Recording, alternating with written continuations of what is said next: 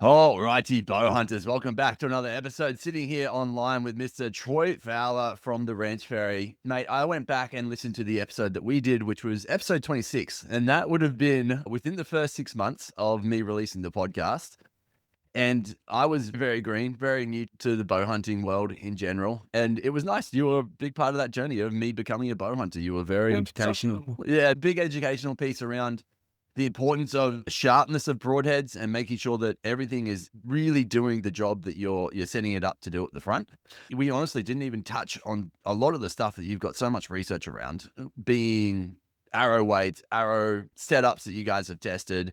What was cool is that you hooked me up with Ed Ashby, and I was able to have that conversation with Ed where we went through a lot of the testings and study that he had done.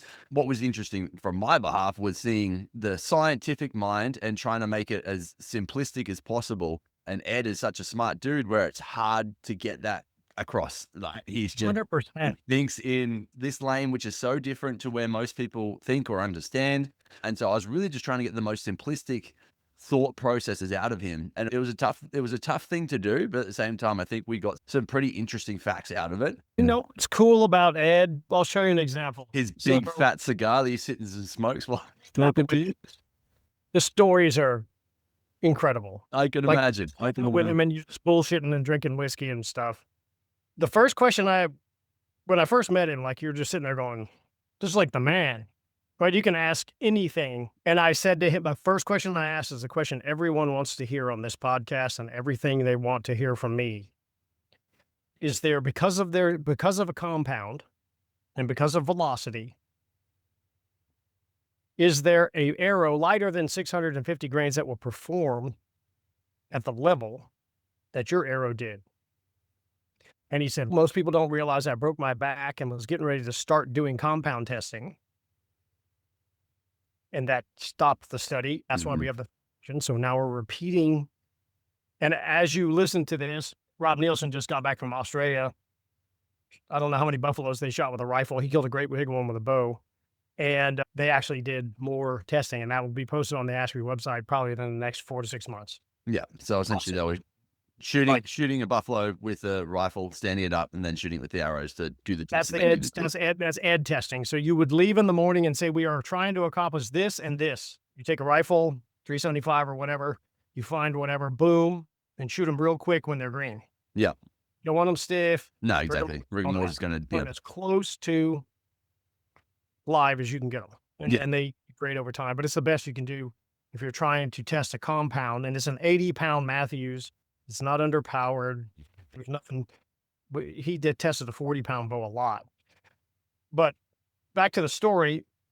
So he said, I don't know. How many people on any message board or any freaking podcast you've had have ever said that to you? Yeah, probably. No. Real cool. I learned that from him.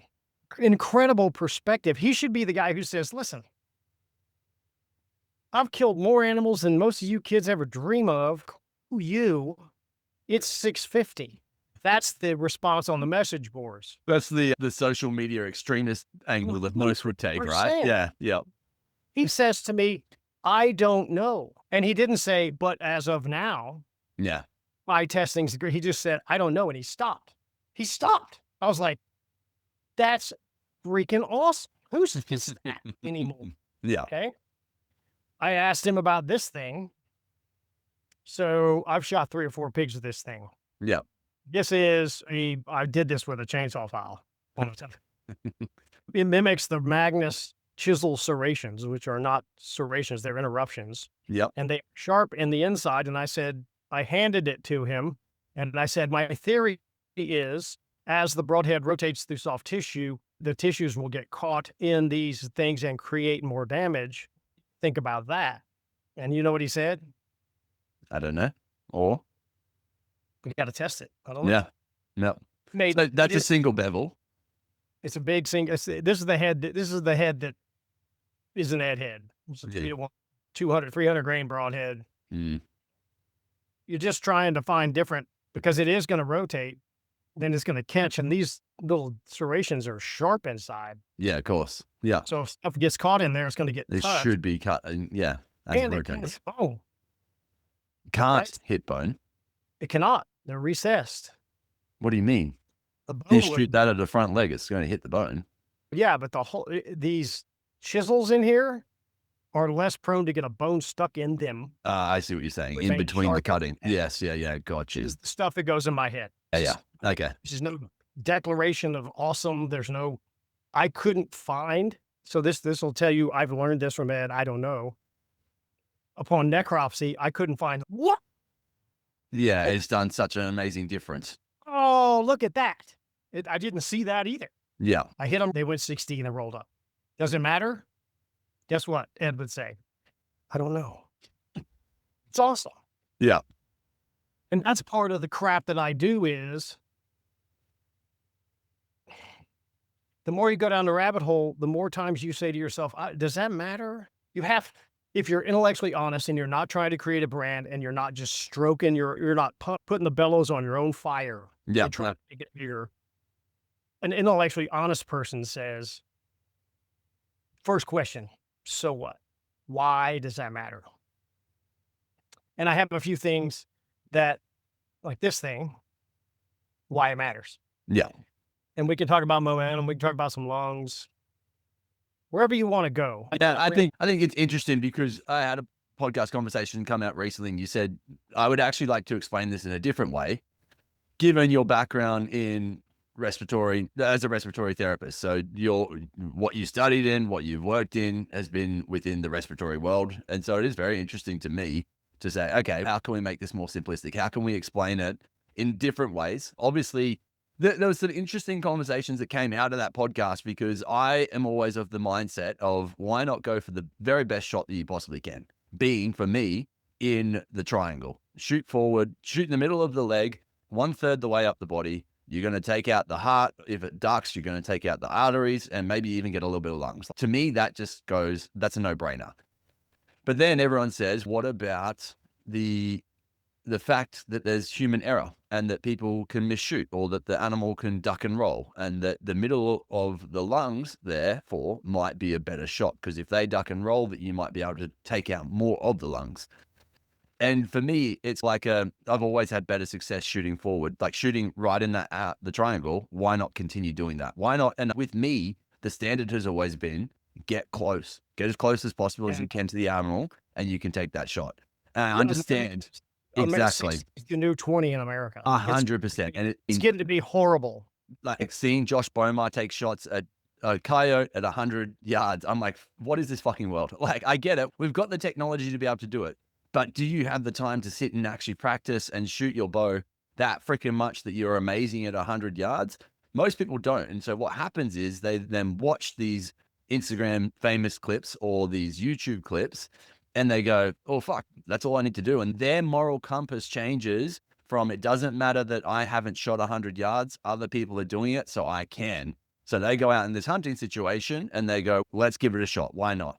And that's when the hardest part for me. And then the downrange energy part is terrifying.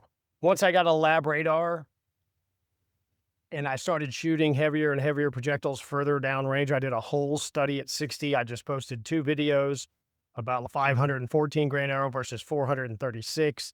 That's not a huge jump up, but the 514 grain arrow has as much energy at 60 as the other arrow at launch. Yeah, wow. That's terrifying, bud. Yeah. Because people are lowering their mass to shoot far and they're pulling energy out of the system. But let's back up real quick. Definitely. Let's talk about where you're shooting them, like a grown-up, is the best physiologic reason to place a bullet or a broadhead. It is perfect shot placement. I just did a whole video on this. I'm going to declare perfect shot placement because a lot of people say it's all about shot placement and it's about perfect shot placement, but they can't tell you why it's perfect shot placement. And because it is this, and I like to try to keep things simple or easy to understand. Definitely. So I made a heart and I made all the major valves and I will just take this thing apart for you real quick. Amazing. This is drip system for a sprinkler system. So its system, all the water would go in the top and distribute out the heart. Yeah. I rigged it up. You can see the tape, blah, blah, blah. we have, this is why the Vital V shot is the most lethal. Around this would be the lung, okay? We'll get into that later. Hearts, artery and vein going to the head, assuming the animal's facing this way. Yep. The heart would actually be sitting this way. More, This yes. easy now. I'm trying. Yes. Okay, so the heart would actually be sitting about like that. Okay. This would go up the neck, artery and vein.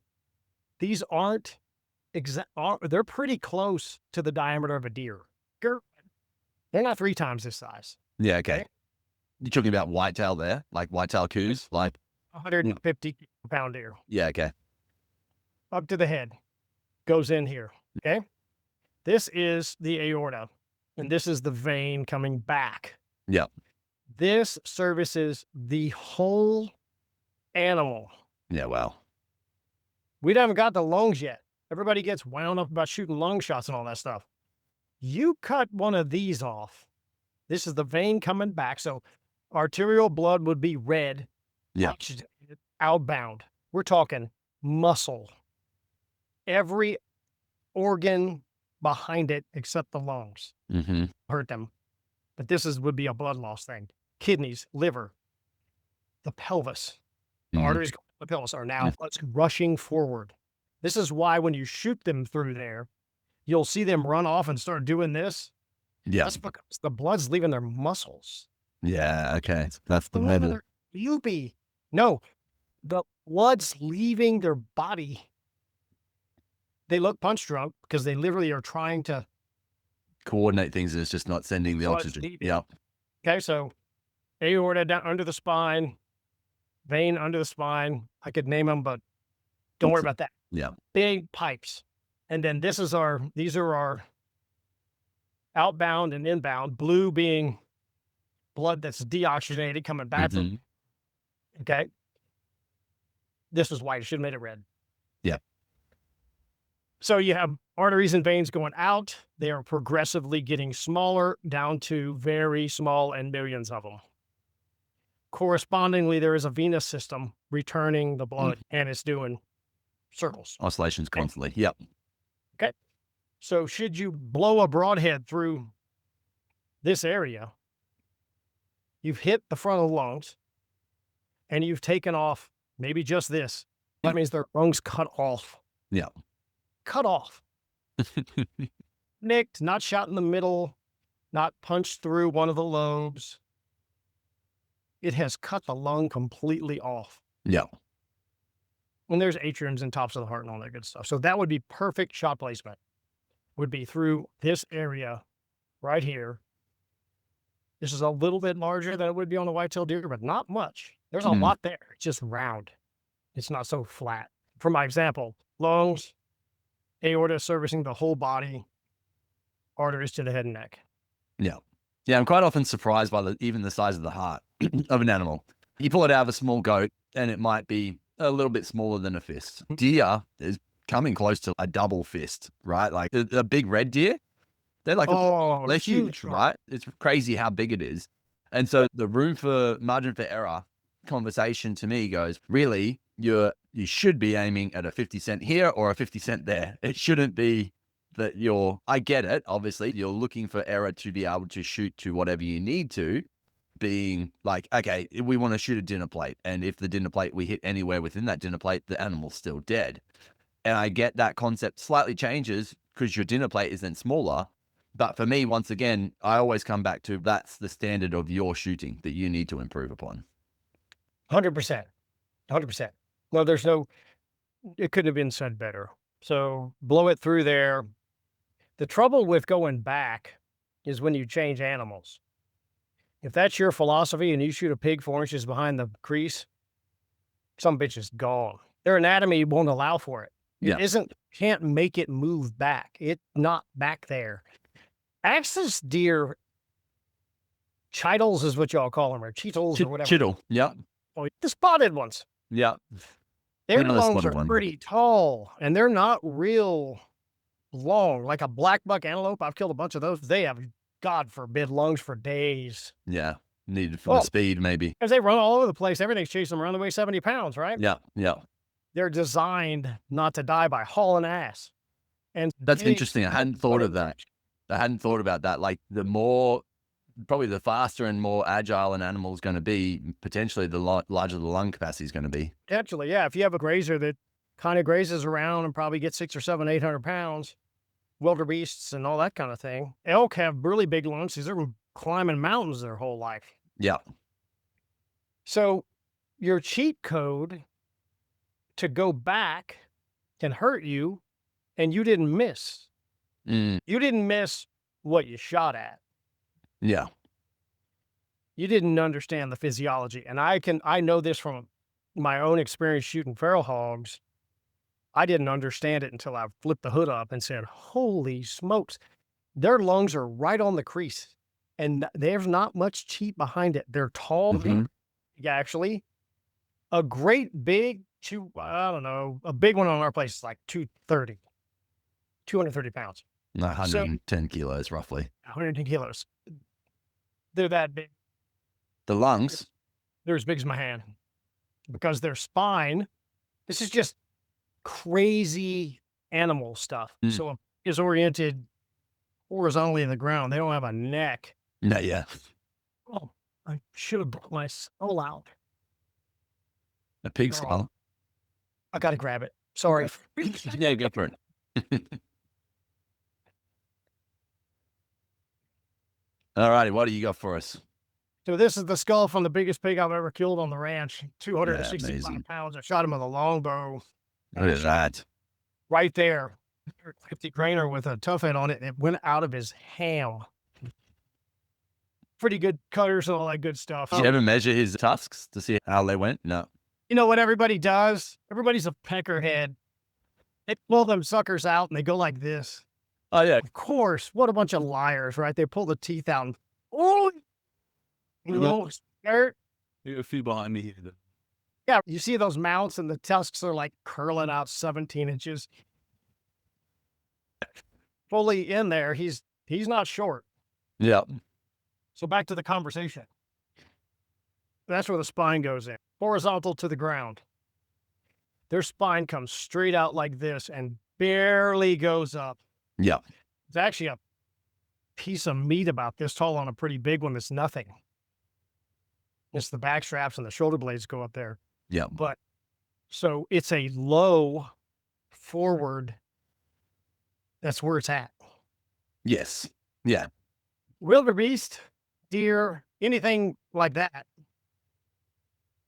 Their head's more like this, and their spine comes out of their neck and goes All the way down. No. down their back. Yes.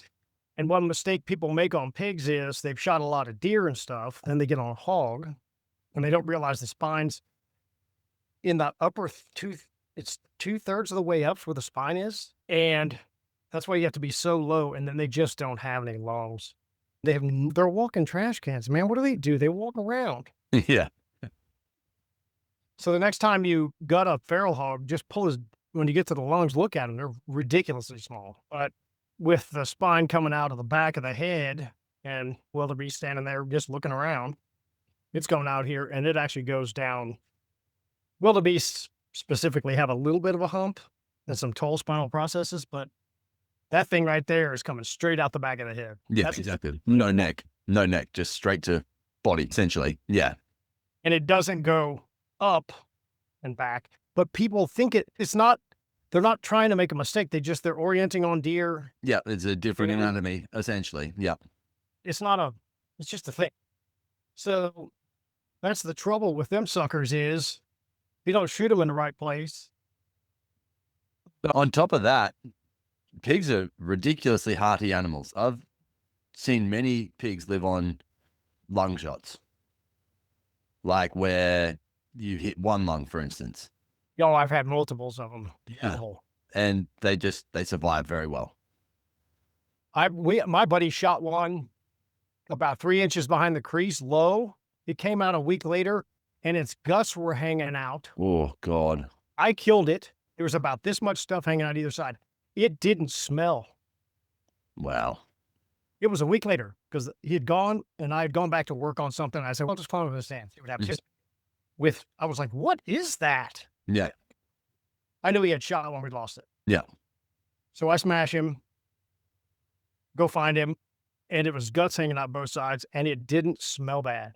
That's wild. One of my mates who Oh, one of my mates who runs Iuga Broadheads, he shot one and that's a dead pig. Never found it, never recovered it.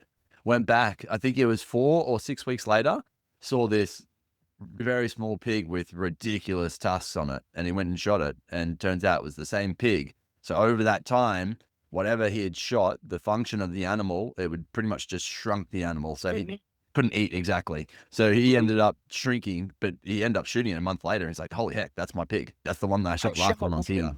100 years ago, I was shooting a compound instinctive. Really pretty good because they're flat compared to a stick bow. They're super flat. Like if you get point on, you could smoke some stuff.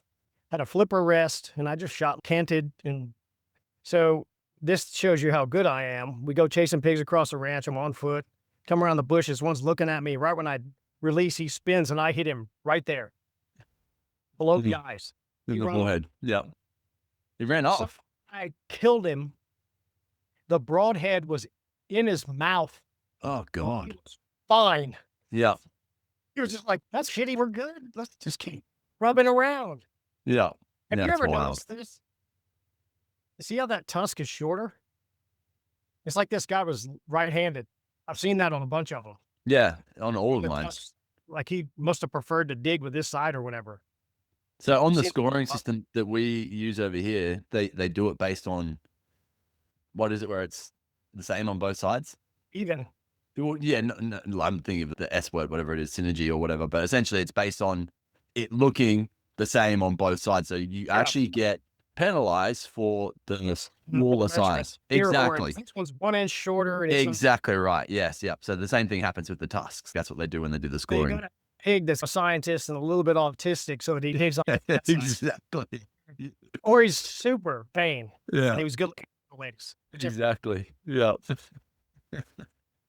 That's funny as hell. Yeah. So let's go to the lungs then, because I think this kind of plays into where we were going anyway. And it's not just, there's a bow hunter out here, very well known, Adam Greentree. Shot a fallow deer during this year's rut. Should have smoked it. Literally shot it through the lungs. And this thing was walking around. He had it on footage. He's, what the fuck is this? What's going on, essentially? Then he went back and he hunted that deer for the next week or two until he felt like finally had the opportunity to shoot it again. And he shot it and got it in the triangle and was able to say, this is where I shot it. This is like, the deer was alive. You saw it on camera. You saw it with the blood hole on it. I went back and I shot it through the heart, and this got the job done. But interestingly enough, it was able to survive. Whether it was one lung shot, whether it was two lung shots. Please tell me he pulled the organs out and looked at them. No, of course not. No. See, those are the ones we gotta look at. Exactly. Yeah. Yeah. Oh, that sucks. So Mm. you said something that we can't verify. He shot it through the lungs the first time. Don't. That's what sucks. Is if you just take half a second to go, I wonder what the hell happened. It would have been really cool. Yeah. Possible. So here's my lung. What pieces is lungs are multiple lobes. So break that down. Multiple compartments. It's the Titanic. Yeah. Okay. Driver's side in the US, where we on the left, Do weird things. Yeah. there's 3 of them. Yeah. Passenger side in the US, on the driver's side in your part of the world, there's 2 of them. Fun. Uh-huh. There are so many things that could go on in this area. The first thing we need to establish, this is an organ with mass. You see all those holes? Yep. See how they just get smaller and smaller and smaller? That's a very accurate representation of the airways Yep. and the arteries and the veins going through the lungs. Yeah. And if you ever play with a lung, it's very spongy like that too. It's the best It is. It really is. representation Yeah. that was fully inflated and healthy you could possibly put your hands on. Okay? I'll try to keep this simplistic. When you shoot through the lungs, there's way too much mental gymnastics about collapsing the lungs as opposed to also causing arterial damage. The variability is, this is my main airway that's smaller than the previous, and you may or may not hit that. So you're saying you can hit a compartment, but not hit the That's main correct. veins running through the compartment. Or the airways Yeah. would be more catastrophic. The larger stuff that's going into and servicing each compartment, okay? There's a larger piece in there, and depending on the shot angle and how it goes through them, you really don't know what you could hit. That's why forward is way better. We already established that. There is incredible potential for all kind of things to go. So visualize blowing a bubble with gum, and when you pop it and you suck back on it, that it's closed. Like the bubble goes like this, and then covers the hole up. That is completely possible because this tissue is quite. So you're saying one compartment is the bubble that pops and collapses and holds itself still, which then means the other compartments don't get affected. They can continue working. They will be eventually because they'll inhale and blow it out. We don't know, but there's those freak cases, right? It's enough percentage that you've seen 5 roll up and 1 go 400 yards, and there's no explanation. Or green, right? Who knows what happened to that thing? It would have been cool. God, those are the kind of neck crosses I want to do. Definitely. Yeah. With the ones where you just kill them is boring as shit.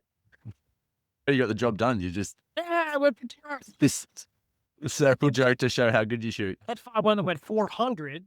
Aaron Warburton shot a pig last year with me down here, and they were moving like crazy. You've hunted them; they suck. And when he shot, she was moving, and she moved more, and he liver shot her. Purely hit her within the liver. Hit her with a single bevel. The hole in the liver it was this big around. It was incredible. That doesn't happen every time, but it happened that time. Went 130 yards, and anytime I track a pig past 80, I think we're never going to find them. Yeah.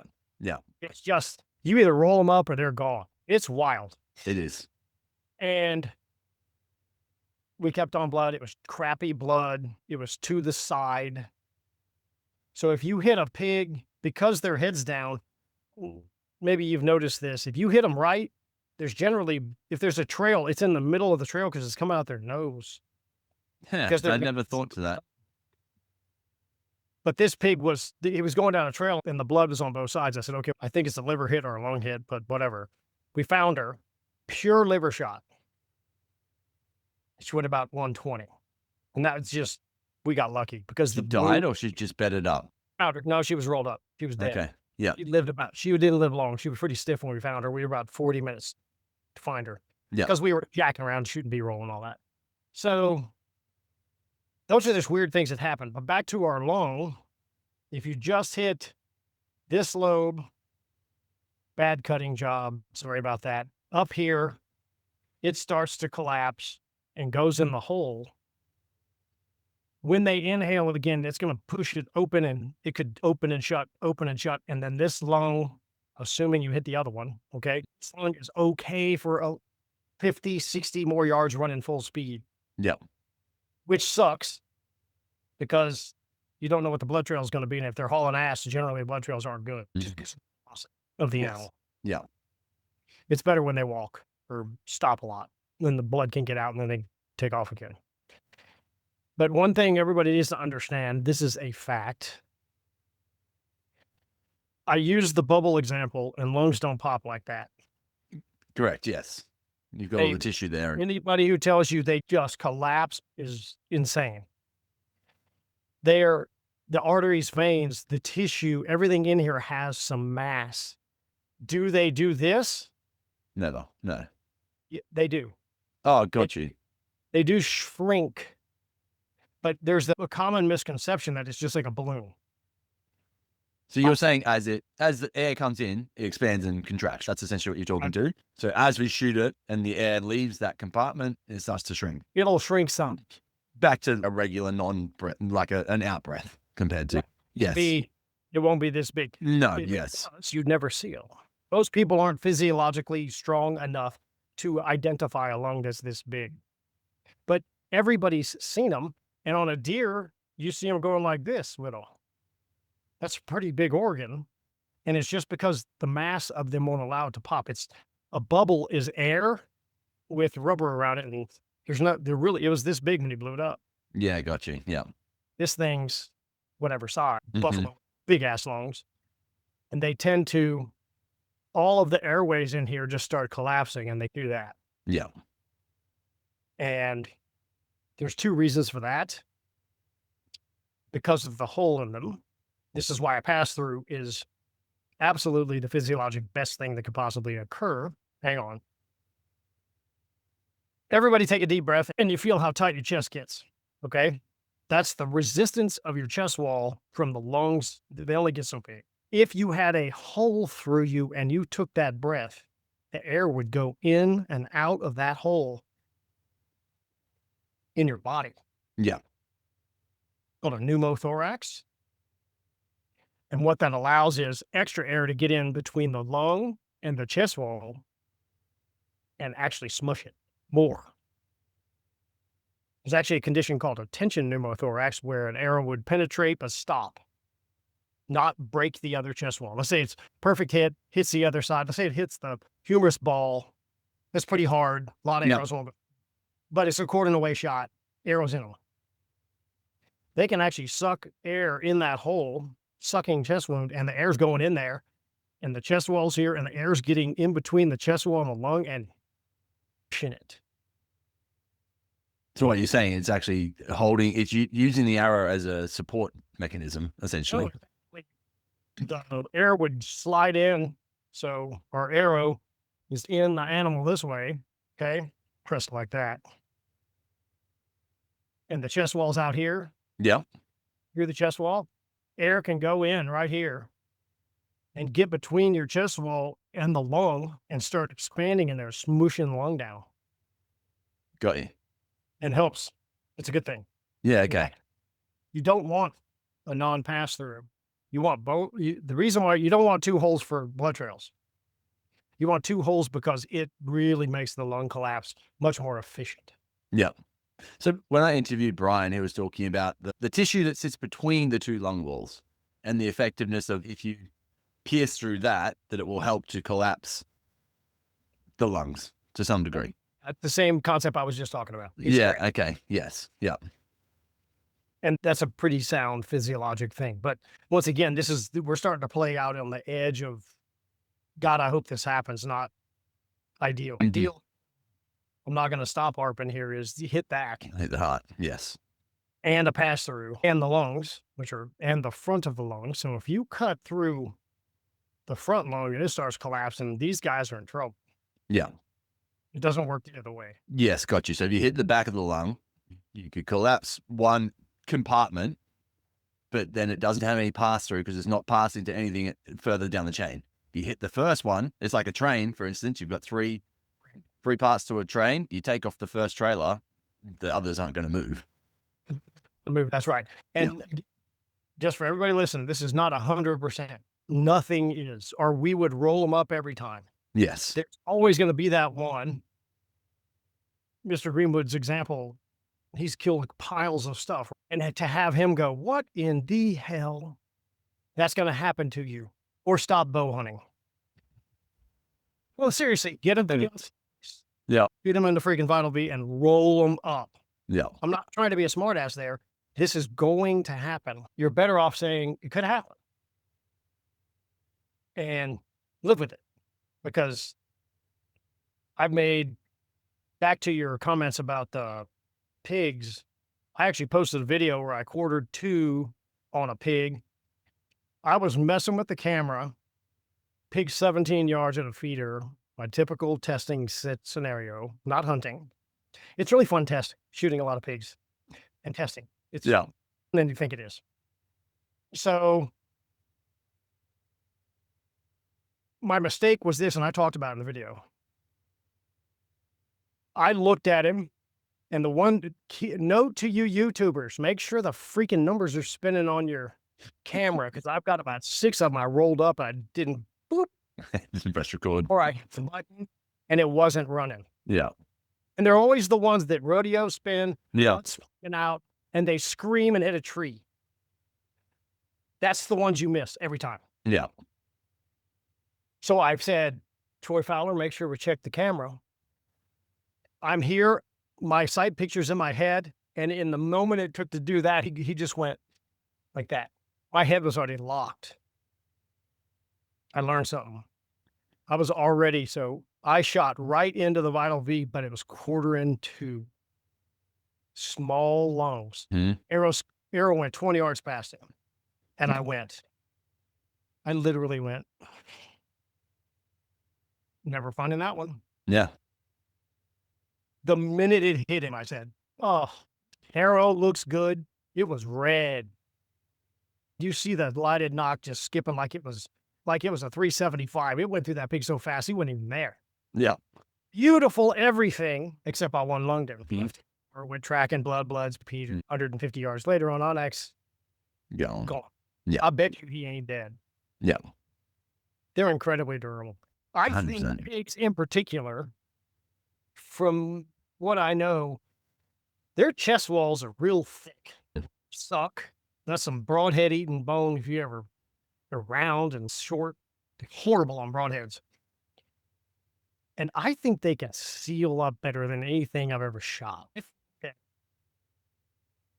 All this pressure stuff, if it's that thick with some shield on top. Exactly. That fat and then the fighting pad that they have. What I was talking about with the bubble gum. Yep. If that corks up, that's how they save your life when you have a hole in your chest. Yeah. Cork it up and let the pressure off lightly. I've thought about that 100 times. And I bet he's not dead. I shot one out here that was probably 300 pounds, the biggest pig I ever shot at. Arrow went smack through him, skipped 20 yards. And there was another pig there, and he was pushing him around. I look at the camera, it's rolling. He's broadside, and the second I released, he went. Yeah. He was just doing pig stuff. Little step forward. Yeah, exactly. Yeah. Just far behind the crease, far above the brisket, out of a tree stand. Arrow hits a rock and boom, goes. Never finding that son of a bitch again. 2 weeks later, he showed up at my buddy's video. He goes, hey, he's fine. Yeah. He's right. Doing all kind of crazy stuff. So it's just a widely variable game. And it's another reason so the shots you're describing with your mechanical guy, whom I actually can give kudos to the people who are disciplined. As you said, he knows what he's got. Yeah. So I talked about this offline rather than online. He's going for a big hole. He's not going to shoot into the crease or into the V. He's accepting his limitations. That's very rare these days for people to say, okay, I know my limitations and this is what I'm going to try to take broadside shots or quarter away. You're going to not take some shots. Kudos to that cat. Yeah, definitely. But the other side of me says you've taken 50% of the kills on the way. If you cut that deer in half right at the crease and you look at the organs, you're taking 50% of the kill zone away. Barring all this bullshit about the lungs and all the stuff that could happen. Yeah. I'm not saying this is not a lethal shot. I am not saying the shot behind the crease is not lethal. Do not misinterpret that, audience. It's already been taken and cut into 1,000 clips for you. So we're going to misconstrue it. Yeah, they'll just stop without the occasion. Of course, CNN me. Yeah. But you're taking half the kill zone away. And you said it earlier, shooter error, stalking, 3 steps different. Yeah. Stalking is really hard. A lot of things have to go right. And a lot of things have to go right with bow and arrow. And you've taken away 50%. And should you pull it towards the back of the animal, your guts are coming your way. Yeah. Yeah. My question. The physiology is, you can't argue it. Definitely. It's my question, and I've seen this a lot, is on your quartering on shot, why didn't you shoot in front of the shoulder rather than behind? On the pig? Yeah. Because I mentally framed him broadside. Yeah, gotcha. No, Yeah. Okay. He's yeah, and then he rotates. I went, oh shit, it's not. Yeah, and I went, boop. Yeah. And it was already in my head. Yeah, Got gotcha. it right there. and not worried about it. I had a 650 grain arrow with a single bevel on it. It was a 130, 50 pounder. It wasn't even a big one. So it had smashed him. I wasn't worried about the arrow. And there you go. I made the mistake. Yeah, yeah. No, it's interesting because I do see it a lot on just American content in general. You have a whitetail quartering too, and they shoot behind the crease still. And that to me is why. But my buddy Chris Greg, he's a super good dude. He killed a 383-inch bull this year with the old ranch fairy broadheads. And he and I have talked around this a lot. I've taken multiples of people hunting with me, and out of a stand and distance, the average person who's killed deer is 50% recovery. And Chris is convinced it's because you train to shoot back on targets. Then the stress hits, you go to your training, and you can't. I tell them, I make them shoot my pig target. You got to shoot them. You have to shoot them there. The physiology you want to allow, and they do it. Boop. I get in the stand with them, and they shoot 4 inches back. And Chris thinks, and I think that's pretty solid, especially if you shoot 3D and stuff where it doesn't matter.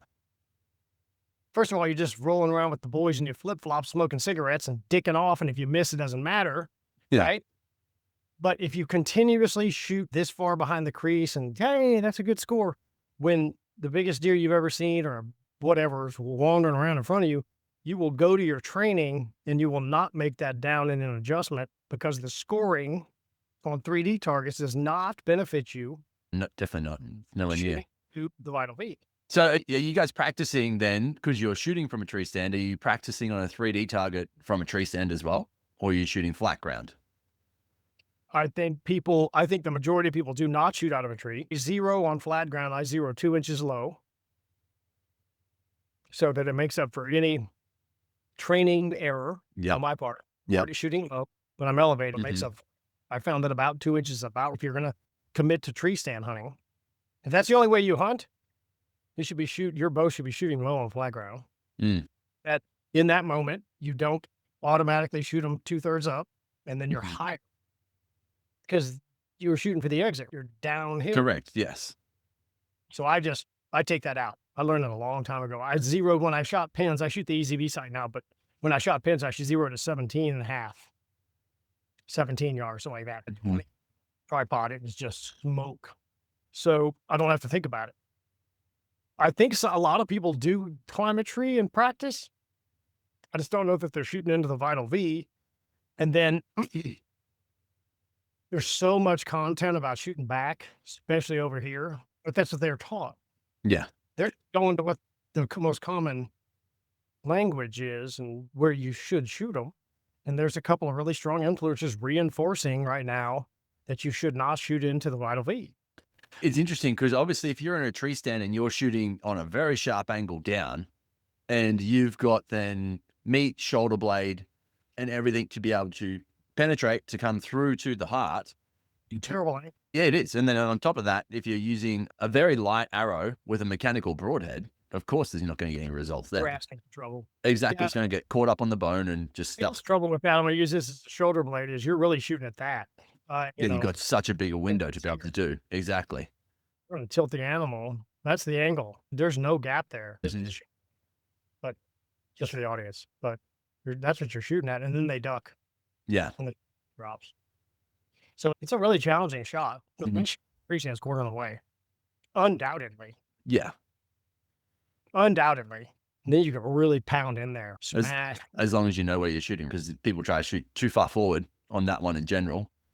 They're like, oh, I'll go for that crease. And then they one lung and out.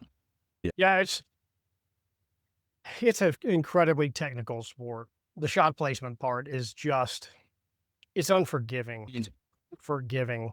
Little miss this much is a lot. Yes. Yeah, exactly. That could be the difference between hitting the arteries at the top of the heart or not, right? Yeah, it could be a 40-yard tracking job or a 400-yard tracking job. You get the adrenaline up, clamp the arteries down, and they haul ass, right? So it's one of the most difficult puzzles. And the other part with the animals jumping around, What moves on you over there? Looks like the goats play fair.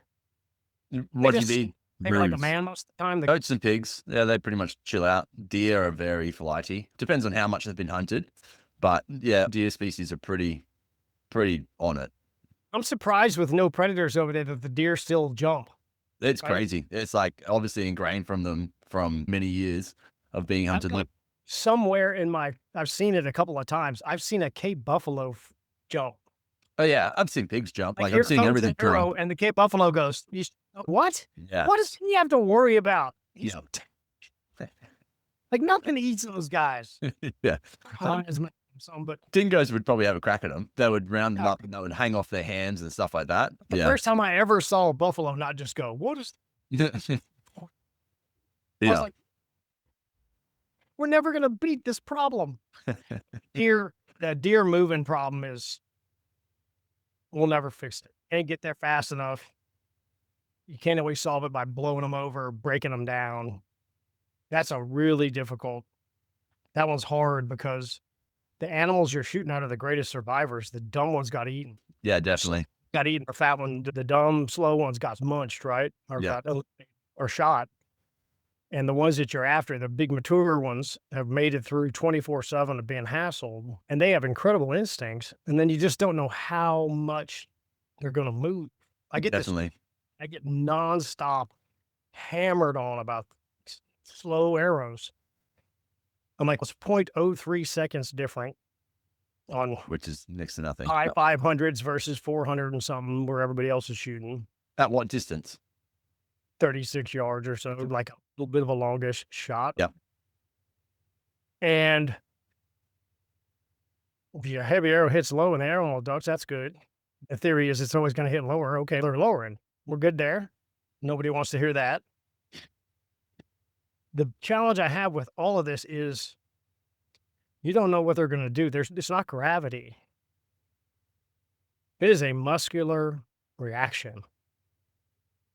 They are moving. They're moving to it. Yeah. This was a gravity discussion, and we dropped a brick and shot at it. Fast arrow wins every time. But then you shoot a fast arrow and one that's really fast. Yeah. Like the tensioning to push, just It's there. they're Literally. maneuvering. They're getting out of there. Yeah. And then I don't know how we're going to study this, but with the higher momentum projectile, and this is just everybody hating on me right now or whatever, just hang on. This is just an energy discussion. Yeah.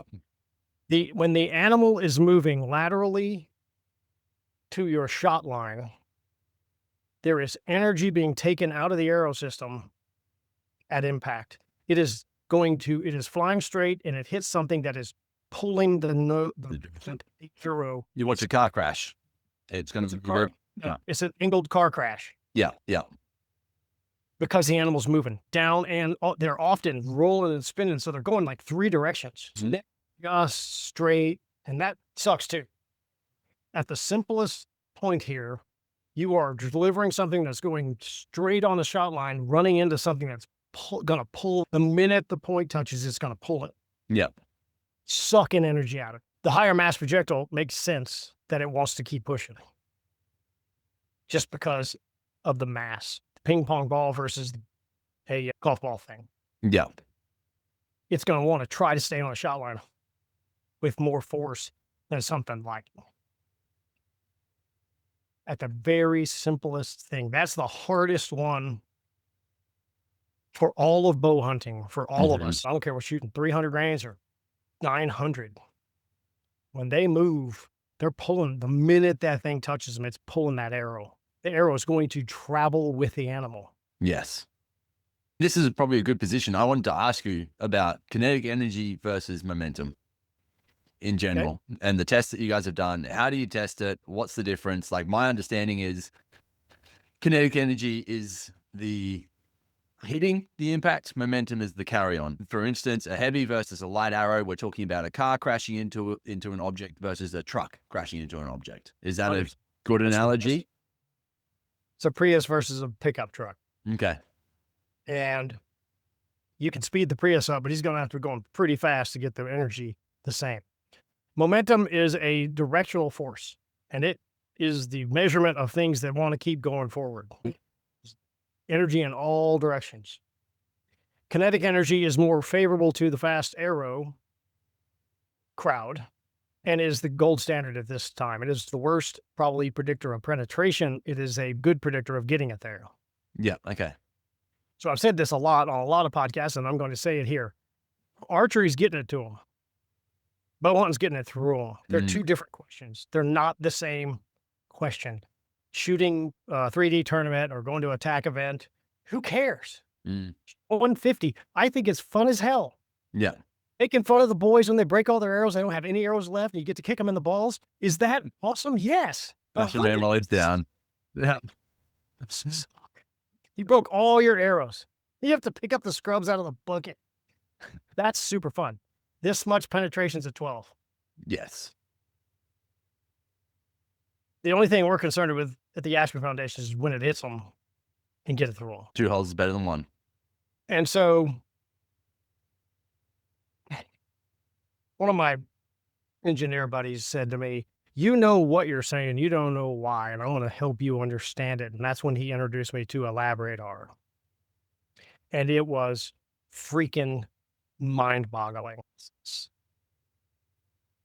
So kinetic energy and momentum at the bow, 388 grains, 715. I've got a subset of arrows. I got multiple videos on this. They're both basically flat. So when it launches, you're saying as soon as it takes off from the bow, they're pretty similar. This is where everybody measures their energy. Yeah, right there. That takeoff. I never shot a deer. Closest deer I ever shot was 5 yards. Yeah. So nobody shoots a deer at point blank. When we started looking down range, we've done 36 yards. I ran it out to 60 because I got tired of hearing from the freaking long range guys. Massively favors the heavier projectile as distance increases every yard. At the simplest, and so I looked at that chart. I said, wow, this really helps when I say, but why? I'm always asking that question. I've got autism or something because I burn my own house down by asking the question. I see it, but I don't know what that, I see it. The graph we argue with, it's mass times velocity divided by XYZ momentum, mass times velocity squared KE, just math. Why is the math like that? And this is the thing. It took a while because I'm pretty slow. You have to look at the velocities. Everybody thinks. What is the velocity? Right. How does it? 1 foot per second. Yep. It's like everybody thinks it's this speed and mass. Okay. Lower the mass, speed goes up equivalently. Increase the mass, speed goes down at the same rate. That is absolutely inaccurate.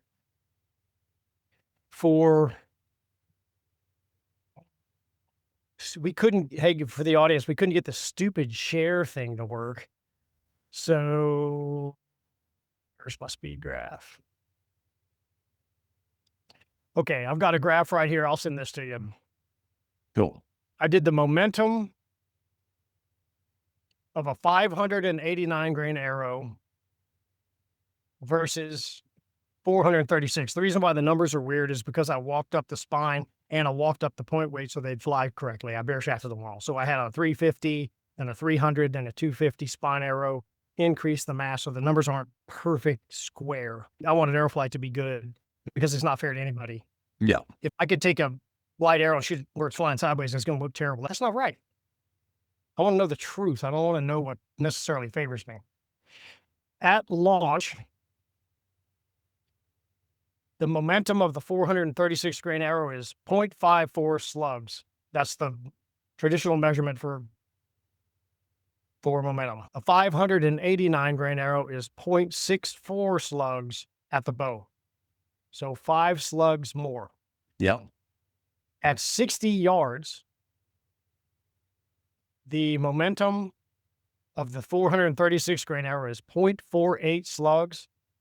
What was it at the start again? 4. 54. Okay.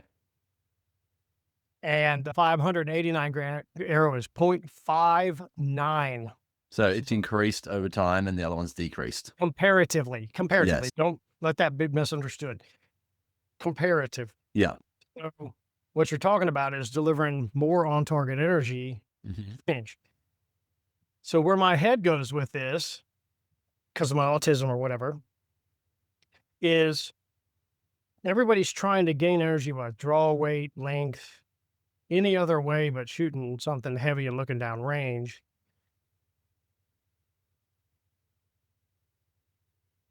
And they define the acceptable energy at the bow. You go on any message board and get on a kinetic energy discussion, and 100% of the people are going to talk about the bow. They're going to say, my bow is 80 foot-pounds of kinetic energy. Right there. Right there. Yeah. But not at 36 or 60, because it gets eaten alive by speed and dragging in the air. The cat with the noise thing, that cat drove 15 hours to go in the middle of nowhere. I know. Good on him.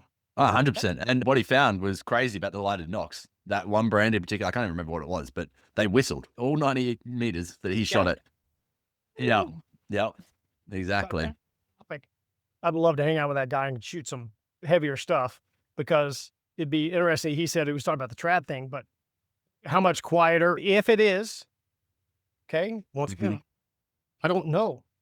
I don't have, but assumably, the slower projectile will not make as much noise as it travels. And if you just want to arc at one point, especially if you tied it up with all of the best things that he found about the arrows that he did test, with vanes and the perfect setup, the quietest broadhead, and you went to extreme weights versus quiet weight, or sorry, small fast weights, it would be interesting to test that. Yeah. I don't know the answer. No, neither. Assumably, It's it going to would favor- be, based on what he said, it would be quieter on the heavier animal. Oh, sorry, on the heavier arrow. Right. Yes. So then you don't necessarily go to 700, but if you want to argue that point, and you went from 436 to where you're at, like 520, so 90 grams, nothing. Yeah. I haven't actually weighed my arrows, so I'm not 100% where they are. They'd be between Right. Let's just say we only and had 75, 100 grams. Yeah, yeah.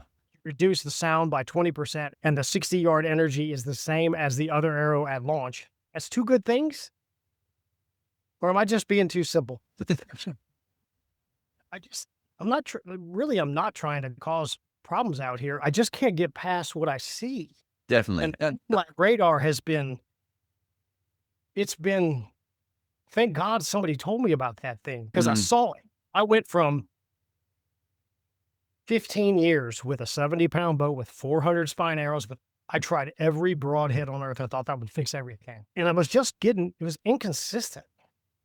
I'd pass through one, bury in another, not find one, balk one, stop. Yeah. That's just how it is.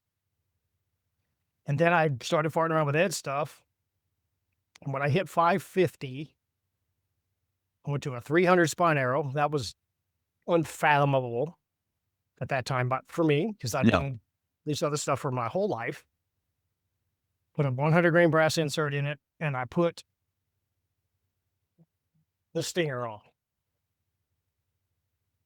And the first 3 pigs I shot, there was smoke behind them, like a bullet blowing through them. Yeah. 8 or 10 foot. I'm not high. And I remember shooting, and it was like they weren't there. And I'd see behind them. I was like, what is that? Yeah. And I said, oh my God, all these years, what just happened? More importantly, I don't know. I don't know what just happened. I just saw crazy compared to, and if anybody on here wants to ask, if I think what the middle is, it's 550-ish. Yeah, interesting. This comes into the forgiveness, and what a lot of people push, and then what the Eastern test has been, I believe, is what is that level where you can bring your arrow weight, like where's the combination where you're not going ridiculously heavy, that you've got your whole sight pin shooting 40 yards, versus what is the part where we can bring the speed into it and still get that great result. So for me, I was shooting 585 grains and killing everything. Here. Yeah. And I'm Yeah, all Easton proved is they got an arrow to the target. Remember, What they do you didn't mean? tell us anything about performance. on Got you. me. So you're talking about kinetic. Sorry, we're then talking about the momentum, kinetic energy, everything else. Stop. Everybody who saw that, I'm going to sound like a complete butthole, but they did not prove that's a hunting arrow.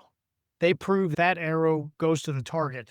And for the trajectory they wanted to see, it was the best one. That's all it says. Ed's asking a different question.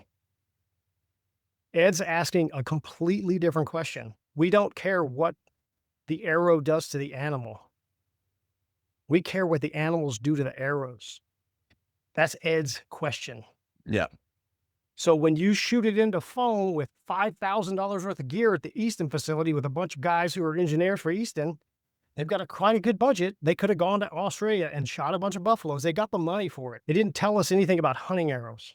So let's They take gonna my penetrate. example there, where I literally, so what happened with me, and it's probably not the best example. I shot at a red deer on a hill. So it was already on an arc. I watched this deer duck. It was aware I was there. So it was a longer shot than I probably should have taken with the deer, but I watched it duck my arrow. And I was like, okay, maybe I need to speed things up a little bit. So I dropped back, and it would have been maximum 50 grains I dropped back. Yep. For that little bit of increase in speed for me was essentially what I was testing to do. I just wanted to get a little bit faster to the target while still staying heavy enough to get preferably 2 holes. I've got 2 holes in every deer. I've shot through every deer that I've shot since then. Every pig I've shot through without. So the abilities I was getting before was a pass through on a big boar. It was shooting through to the fletchings on the other side. So arrows hanging out, fletchings. Big ones suck them up, man. They suck up. 100%. And I've seen that exact same result with my slightly lighter arrow. But this is what we talked about at the start of the podcast. I'm a tall dude. I'm shooting a 70-pound bow. My draw length is 30-inch. I've got a lot more. I've gone from a 250 spine to a 300 spine. Exactly. So I've got all of that that's always stuck to my side. I guess the big part of the conversation is the forgiveness of what we were talking about before, the difference of having a 700 grain arrow that you've got your whole sight pinned housing taking up for 40 yards, let's say, or 40 meters, versus being able to shoot your 20, 30, 40 pins within a small little arrangement. I guess that's the big thing that everyone's kind of longing for, in a sense. That I found when you get used to the heavier stuff, your brain does the math. What do you do? You're doing the math because you're shooting gaps on every arrow on the planet. There's never the 20-yard shots.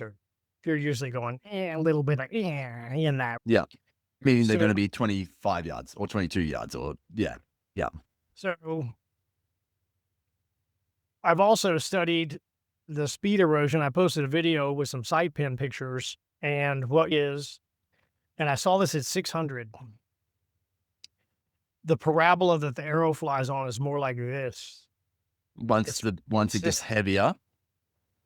700 definitely at past 35 you start to see the full drops. Yeah. I shoot 715 all the time. It's a 3-yard arrow. I don't shoot much further. I won't shoot further than that. I don't like shooting far anyway. It's a self thing. I don't think 40 yards. I think 40 yards is far for bow hunting, especially stalk. 100%. Yes. Yeah. But we'll back up to the topic at hand.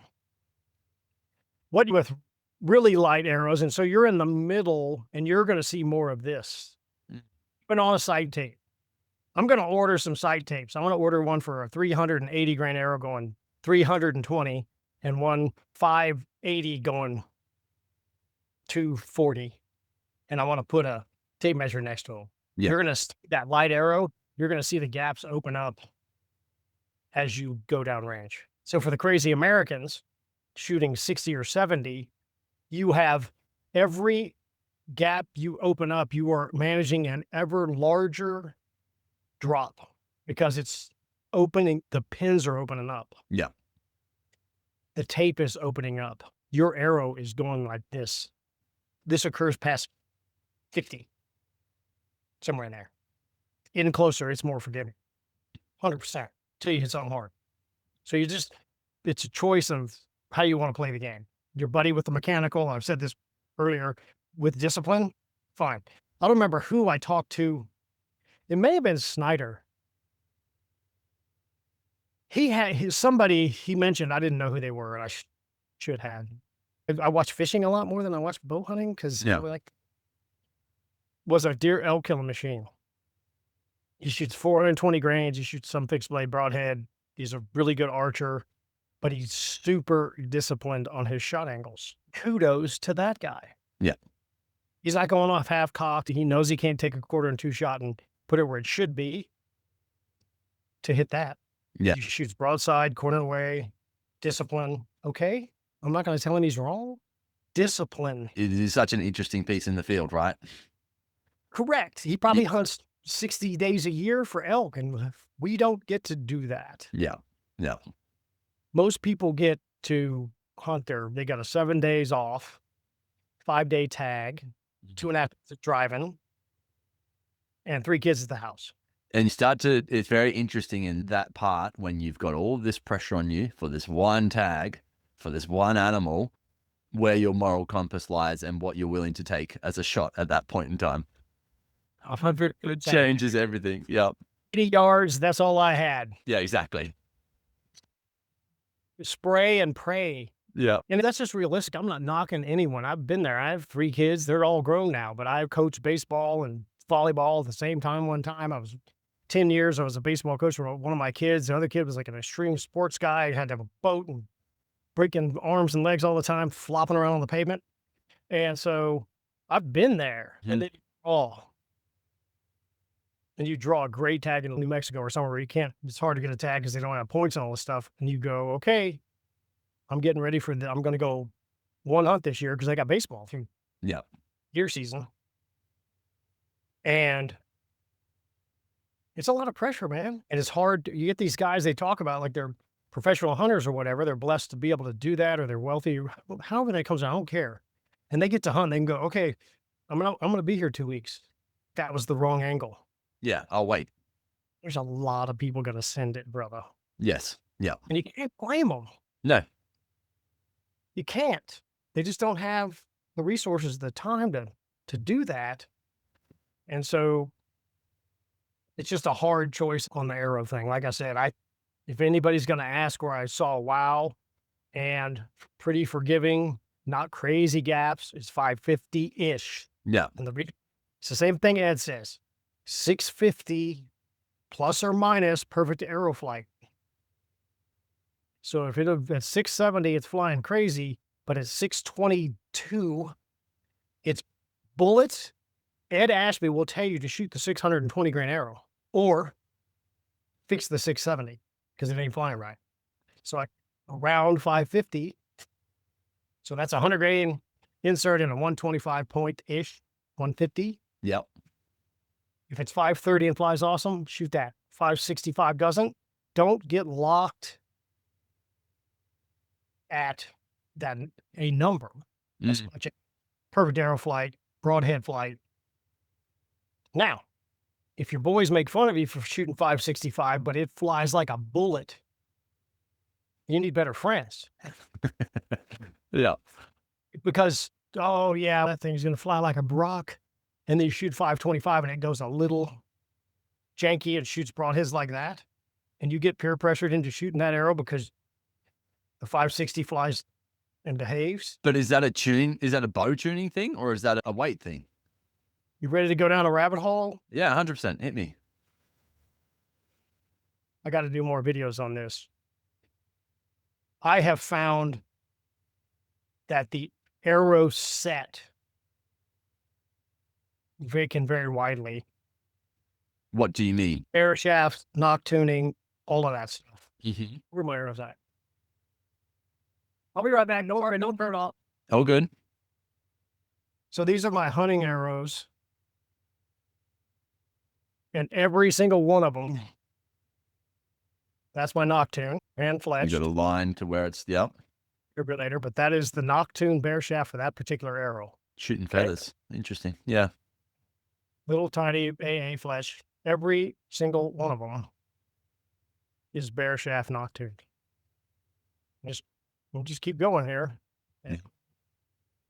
What I found when I started bear shafting, which I knew nothing about, I got a local place out here where I can just shoot hours on end, was you could, and this is light or heavy, I don't care what arrow you're shooting, you should bare shaft. At minimum, with fletching, with a broadhead, you can nocturne those, but bare shaft every arrow in the set. If that nocturne is, if I don't know if you can see that, but Yeah, little silver line. Yeah. just for right. Okay, there is a line right there, a gray line. If I turn the nock and I orient it this way, okay, and I would be pushing the arrow, string would be this way, like that gap. It won't bullet hole. It's a little different. So what that means is when it launches, even with fletchings, it wants to, you are bending the arrow with the bow. Correct. Yeah, it's always going to. You don't know which direction it's going to bend. Everybody says it's always going right or left. Not true. They could do that or this. Okay. You got one that's bullet holing. It's launching like that. And then you got one that just a little. Yeah. Which ones go like this. And it's like a runaway fire truck in the old days when they used to steer from the back in the cartoons. And it gets a little wiggle, and then you put a drag device on the front, and they start fighting for who's going to win the match. A little bit like that. It could be a small broadhead, it could be a big one or not. There's a lot of drag. It's a huge broadhead. We'll use something more reasonable. You could have this little guy on there, Vince and all that. The Whistler. It's more drag than a field point. So if the arrow doesn't want to launch and they all don't launch in the same direction, you got one that wants to go this way, one that wants to go that way, one that wants to go this way, and then you see your broadhead groups open up across the set of arrows. This is one of the great mistakes. I have not taken the time to prove this. I'm waiting till deer season dies out. I'm going to go to the shop. I got a really good shop here, and the guys are really cool there. And I want to test a whole set. I already know what the results will be, but I want to show that arrow to arrow, you can get these different launches.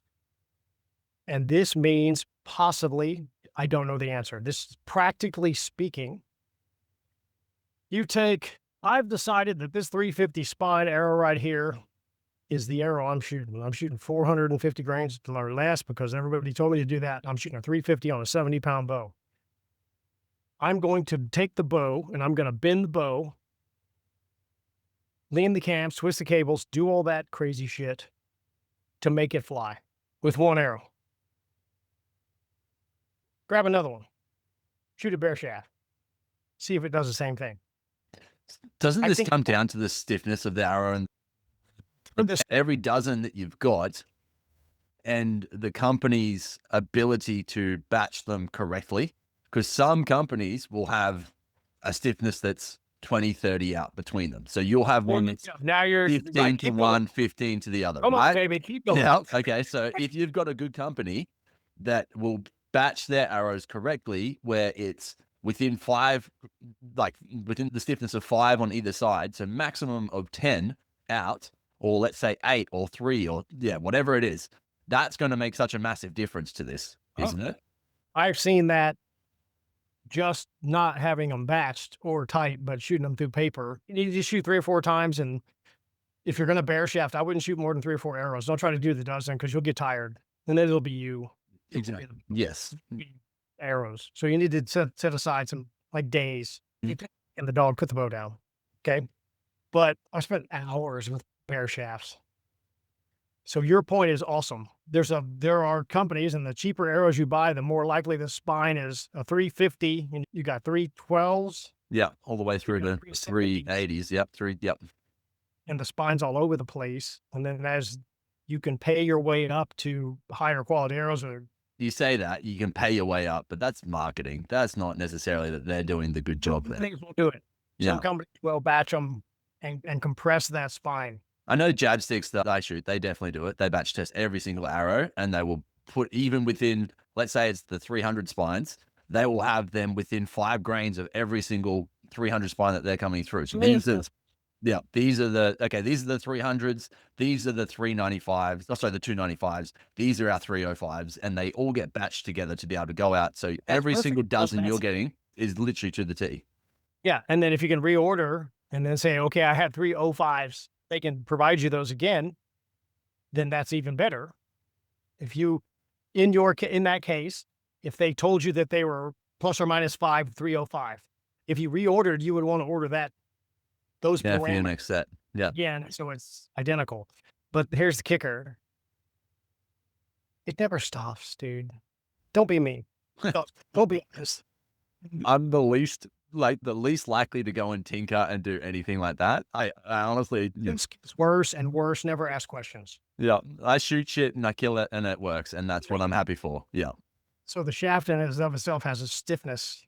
Most of them have a stiff spine in them where it's either wrapped or connected or something. There's a stiff spot and the rest. Yeah, throughout the arrow. Gotcha. I learned this making custom fishing rods. I hand built 2 fishing rods, and you take the blank and you bend it on the ground and you roll the blank and it'll go fleet. That's the stiff one. If you want all the eyes on the stiffest part of the shaft, you may not want it that way for fishing, but if you want them on the stiffest part of the carbon, it's an arrow. It's just a tapered arrow. You actually held the rod back here, you bent it on the floor, you rolled it, and it would go, and there's a stiff part of the round carbon. Fun. So,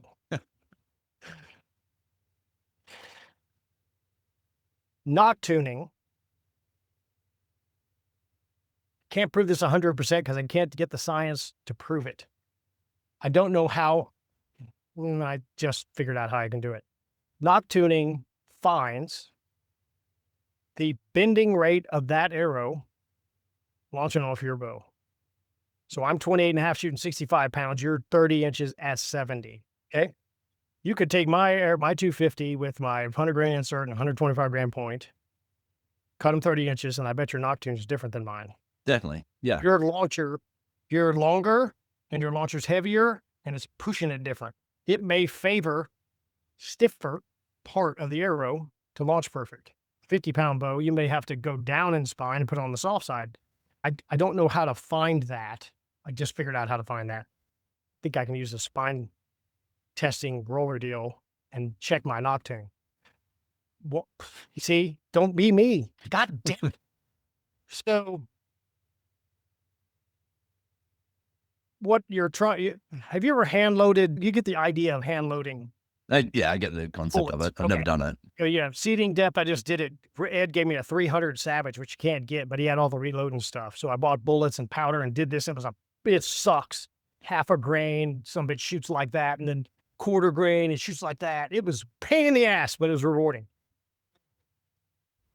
What you're doing, about 90% right about this, is your launcher, you're shooting it, your form. Don't forget the monkey. And when you shoot, that arrow comes off in bullet holes at 7 yards. It's a match. It's a hand load. If it tears, turn the knock. You've changed where the stiff is rotating it, and shoot it. And it will change. Like I've seen them go here and flip and tear to the right the same width. And then all of a sudden. And don't be me. They make these things 1,000,000 miles at a time, and some of them won't knock turn. So you take the best arrows, and those are your hunting arrows, put them aside, and you never shoot them again. Take 4. If you go through this process, take the 4. You may get 8 that bullet hole. Pick 4, fletch them up, put broadheads on them, never shoot them. Don't have nicks in them. Don't have a ding in the knock. Don't bounce them off each other. Don't shoot them through a target. Set them aside. Shoot the other ones. If you have one that won't knock tune, fletch it anyway, mark it so you know you don't put a broadhead on it. It'll be close enough for field points. Yeah. Fletching on it. The fletching will cheat it in.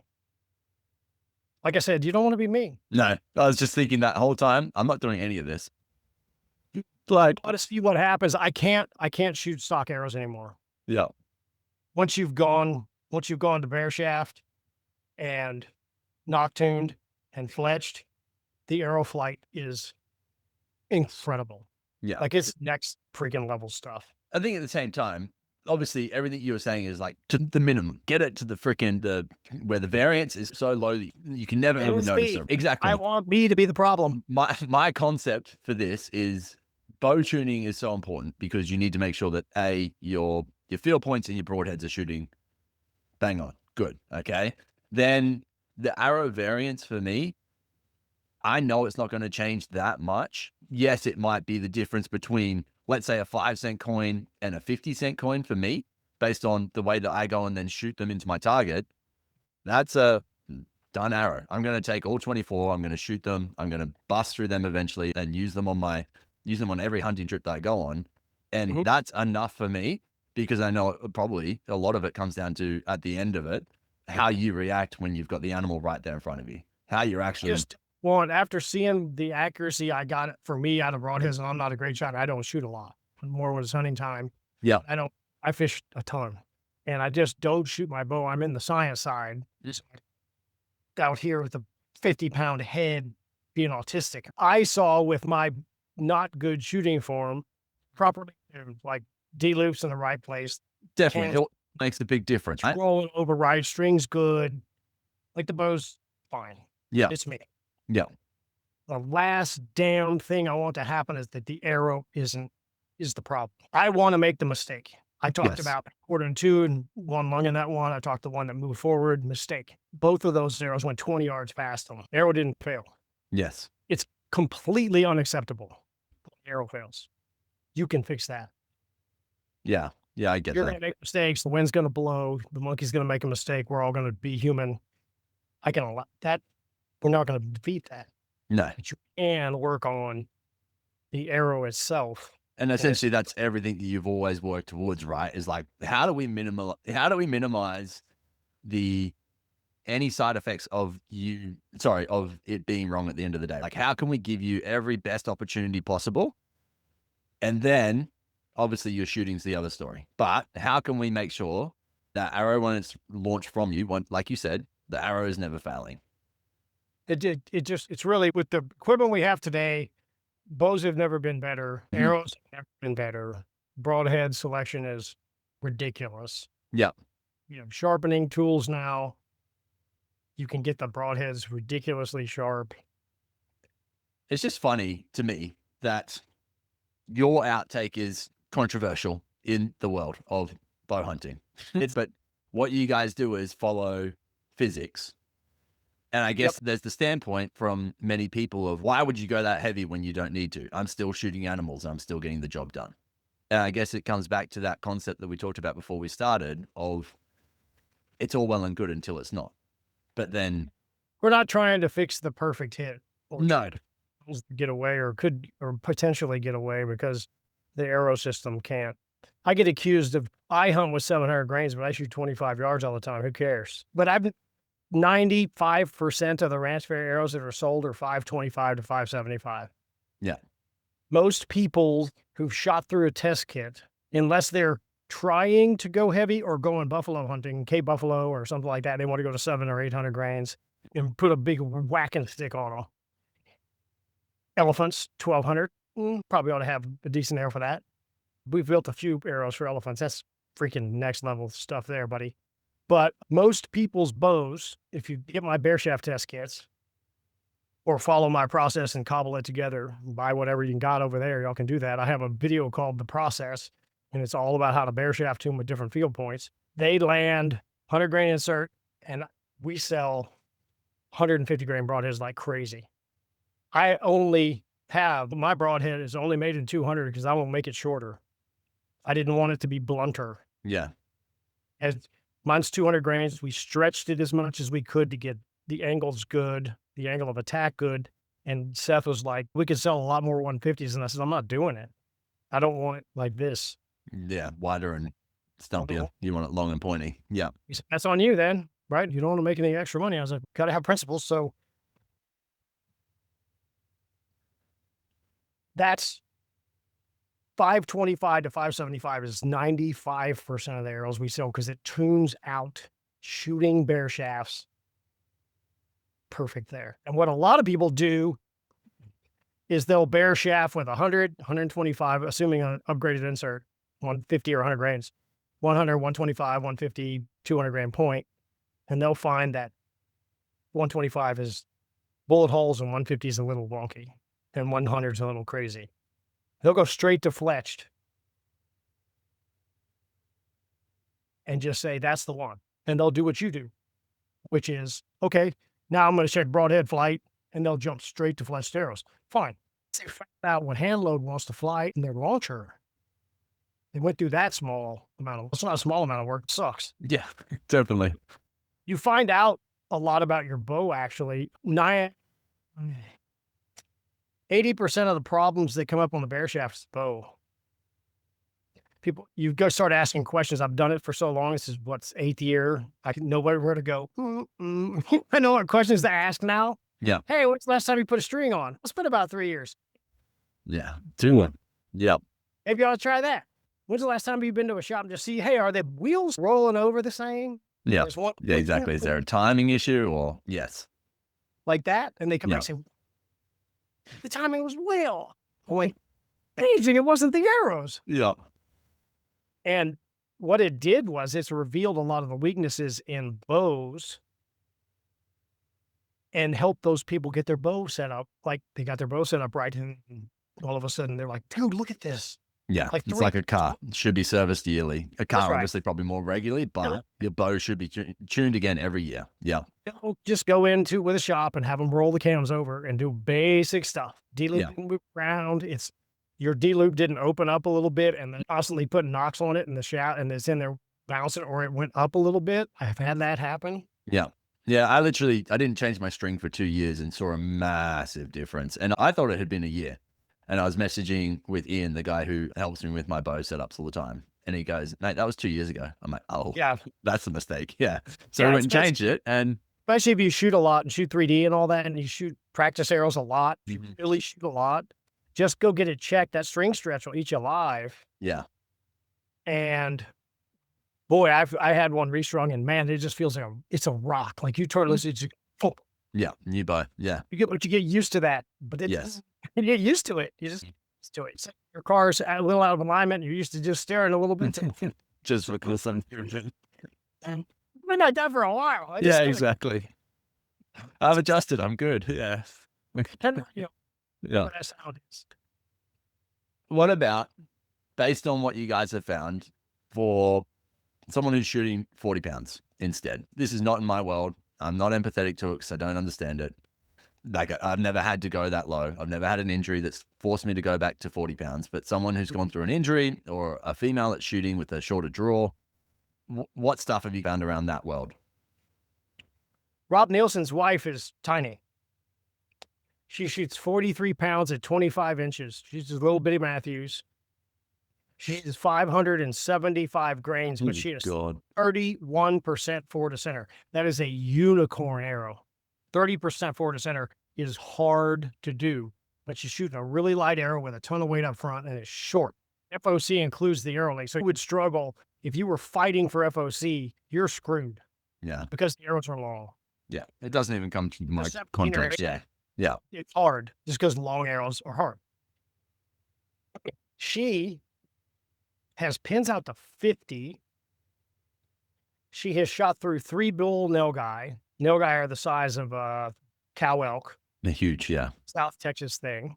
Shot completely through them, arrow in the dirt. Yeah. Wow. I'll get to the question. We have another lady who shoots 45 pounds. She shoots 620 grains with the 3-to-1 tough head. She killed an eland and a bunch of other stuff, but her most impressive kills was an eland, and she got 39 inches of penetration on a quarter and away shot. Waterhole deal.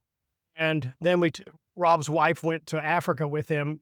They shot a cave buffalo with a rifle, put it down, and she put 5 arrows at 20 yards broadside in the rib cage, right? No Mhm. big strength, but well, their bones are, their rib cage, their ribs are big. Yeah.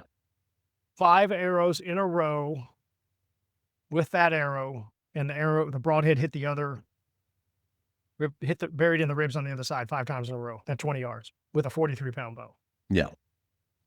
So that's where the momentum thing starts. So with a 40-pound bow, you're already limited in what you can do anyway. This is not going to be far.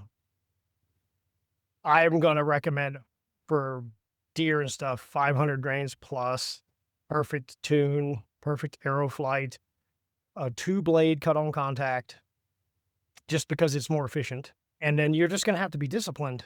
And the shots you take are short. Even a light arrow, you're not going to shoot 50. You're not going to have any energy to do anything. Yeah, got you.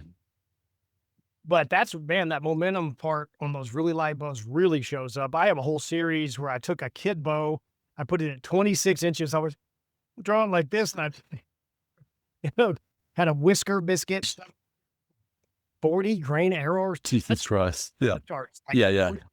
And I killed 3 pigs with it, smashed them. One of them was about 110 pounds, quartering in, broke the humerus bone on this. I didn't exit, but it broke the humerus bone. And I was shooting the tough head just to see what would happen. It was so slow. Had to get real close, like 15 yards, right? So fun. I'd draw and then go. That arrow was so heavy, I had to hold it up. Like I had to draw and lift it up it would fall in the whiskers.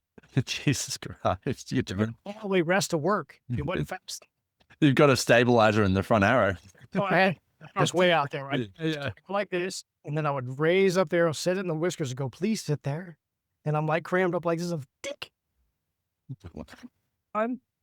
But practically speaking, you need a really efficient broadhead to use the low energy you've already got. Something that's going to have a lot of resistance, like a Magnus Stinger, something long. Those coyotes would be good. Yeah. Okay. The Zots in particular would be good. Yeah. Like that. Sharp as hell. Everybody should do that. And then real high forward to center. Leverage that and get your mass up around 500 grains or more, and you'll be fine. You're talking about a 20-yard deal. Under would be way better. I found that out with my kid bow deal. I shoot them about 15 intentionally. Discipline. Yeah, definitely. But the arrow can't fail.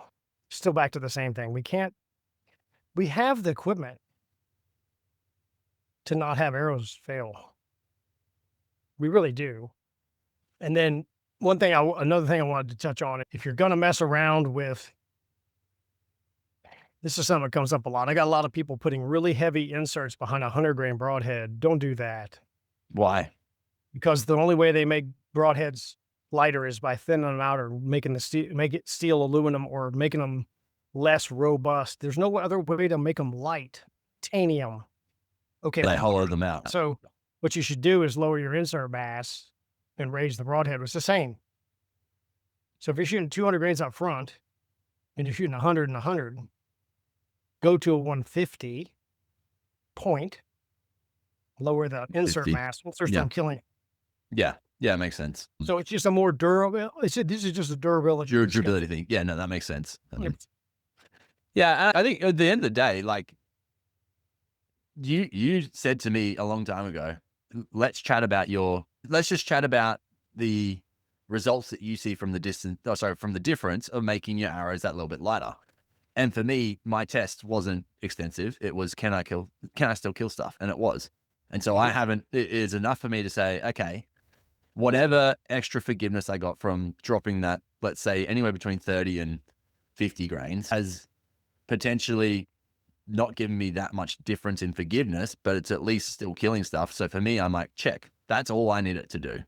You didn't make a huge drop. I didn't. And at the same time, when we were talking about I'm going on a buff hunt next year, you said, would you change your setup for that? And really, no. I would probably put a heavier broadhead on the front.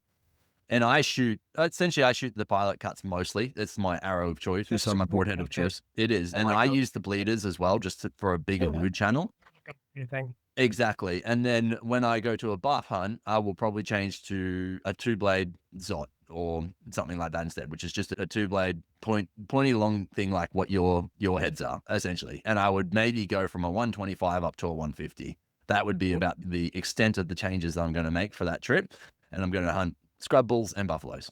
And for that, I still have full confidence in that setup. We'll see what happens. I'm sure. Exactly. Yeah. I'm intrigued. Yeah. Yeah. I can't tell you yes or no. I've never shot one. No, definitely. Yeah. I know Robert at R&R said we are limited on what we can get our hands on, so we haven't been able to go to 900 grains and try it, really. And they've killed a pile of them with 525 to 580, somewhere in there. Yeah.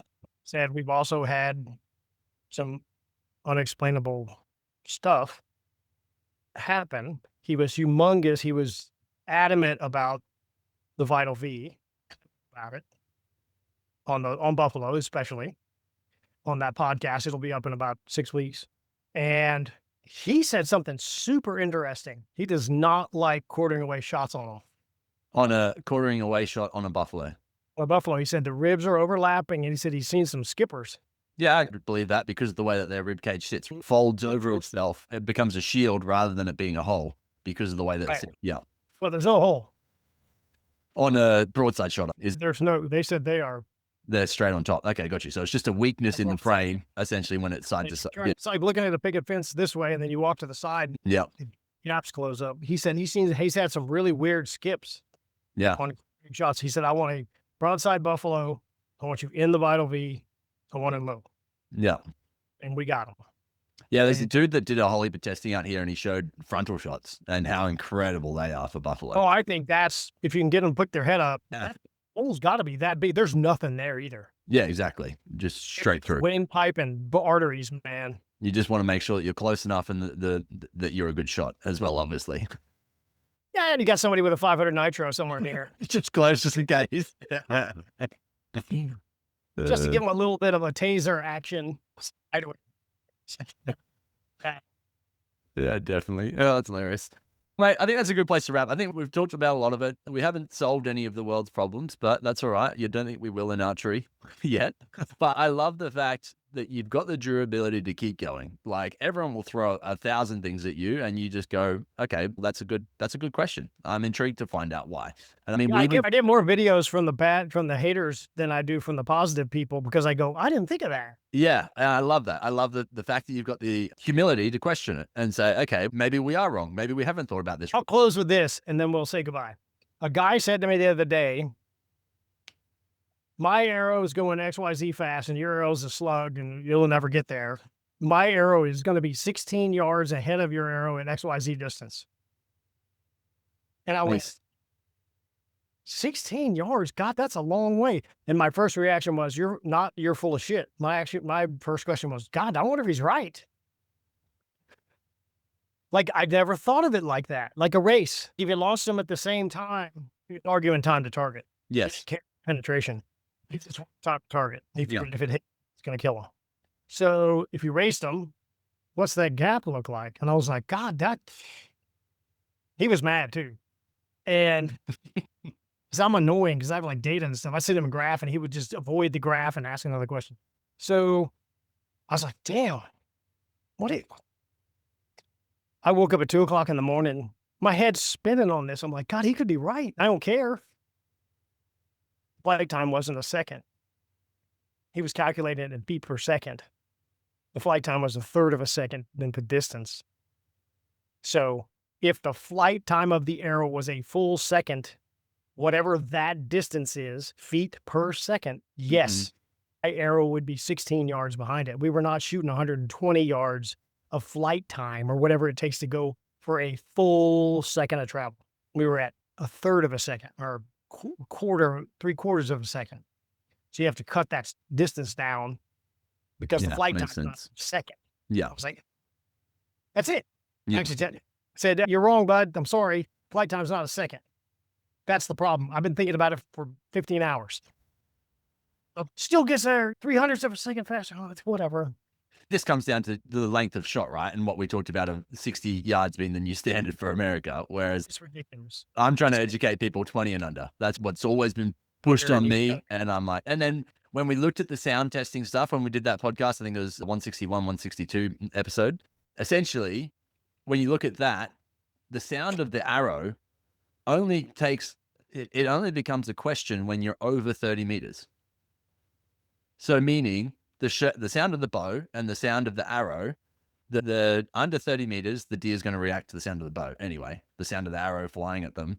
It's only when you're over that 30 meters that the arrow sound is going to impact what's happening with those longer shots. So then they're a lot faster than the arrow does.